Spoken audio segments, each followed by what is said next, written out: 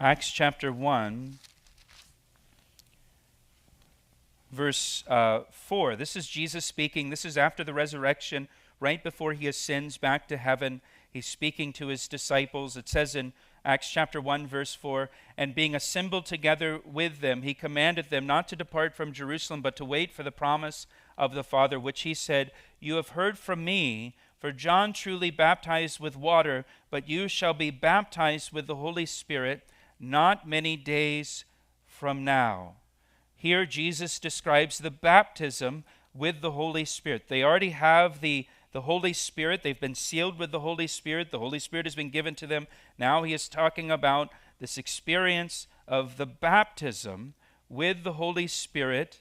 Verse 6, "Therefore, when they had come together, they asked him, saying, 'Lord, will you at this time restore the kingdom to Israel?' And he said to them, 'It is not for you to know times or seasons which the Father has put in his own authority.'" Look at verse 8. "But you shall receive power when the Holy Spirit has come upon you, and you shall be witnesses to me in Jerusalem and all Judea and Samaria and to the end of the earth." The baptism with the Holy Spirit is described in verse 5. Jesus compares the baptism with the Holy Spirit to water baptism.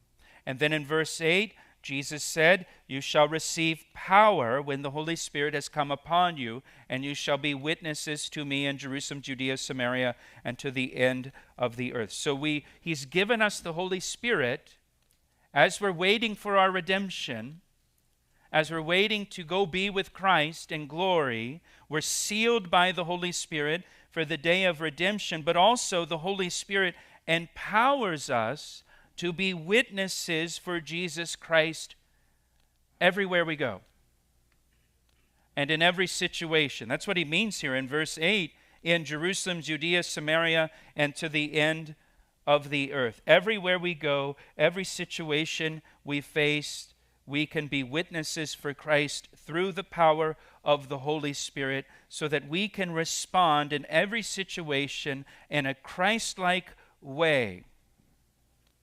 And so back in Romans chapter 5, we face tribulations as followers of Jesus Christ, but the Holy Spirit empowers us to respond to every tribulation we might face in this life, so that we can respond in a way that is a witness for Christ.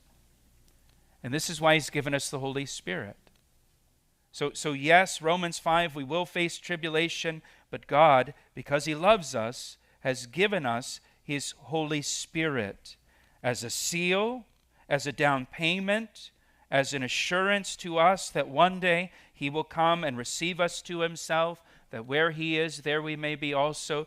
But he has also given us the Holy Spirit to empower us so that we can be witnesses for Christ as we go through tribulation, as we go through trials, as we are marginalized and mistreated because we are followers of Jesus Christ. And this is all by his grace.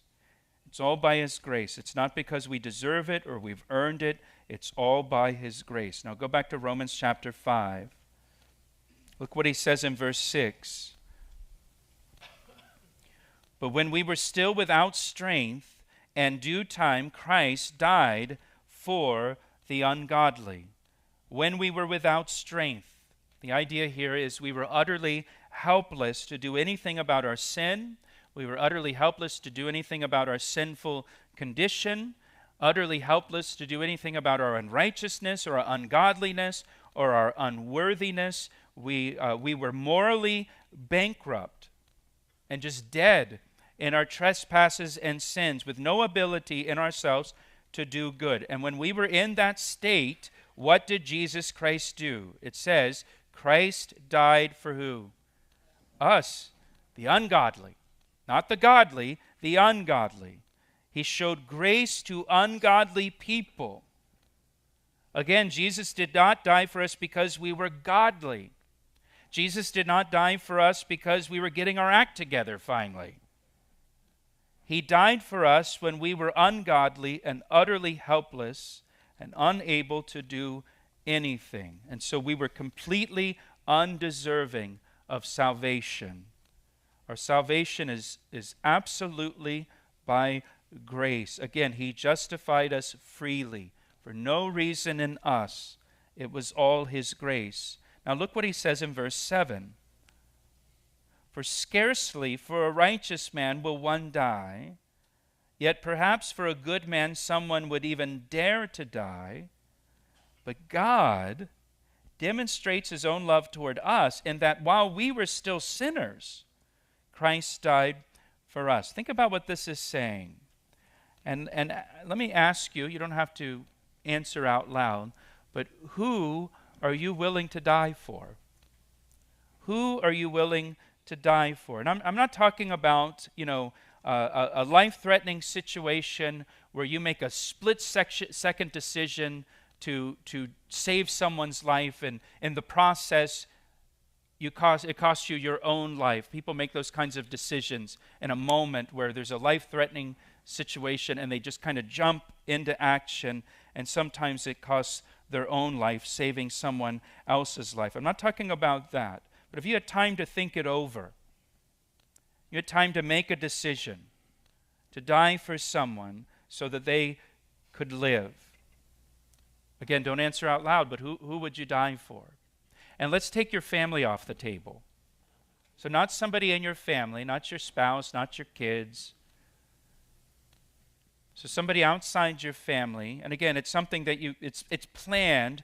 So imagine if somebody needed a heart transplant and you offer your heart. But you're using your heart right now. But you're willing, you know what, I'll give my heart.